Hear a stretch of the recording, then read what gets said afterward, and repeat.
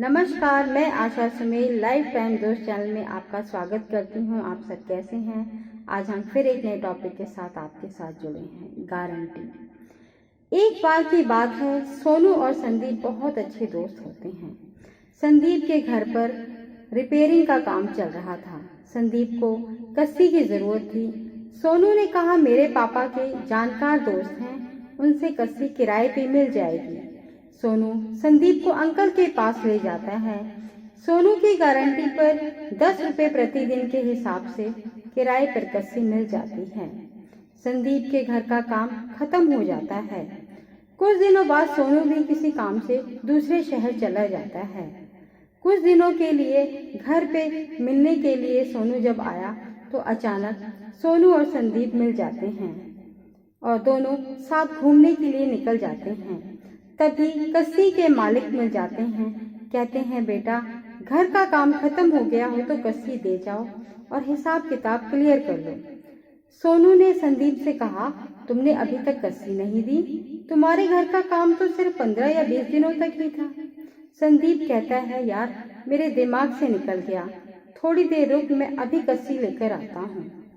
Uncle जी ने कस्सी रख ली और रजिस्टर निकाला।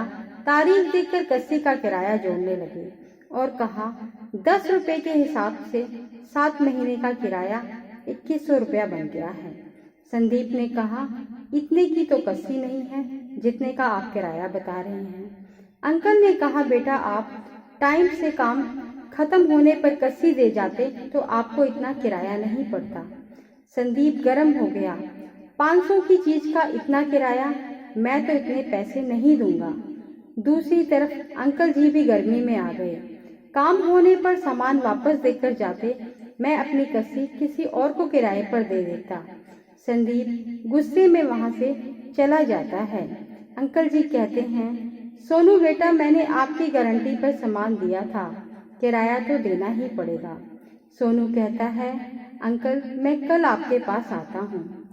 सोनू घर जाकर अपने पिताजी को सारी बात बताता है।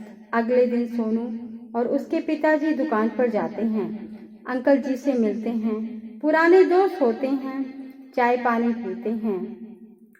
सोनू के पिताजी ने कहा कि गलती तो इसने की है मेरे बेटे ने, जो इसने अपनी ही गारंटी पर सामान दिलवाया आपसे। इतना किराया तो नहीं दे सकते, पर हम यह कस्सी जरूर खरीद सकते हैं, आप पैसे बोलो। अंकल जी ने पुरानी कस्सी के 1000 रुपये बोले। सोनू के पिताजी ने बात को ठंडा करने के लिए 1000 रुपये देकर कस्सी लेकर घर आ गए।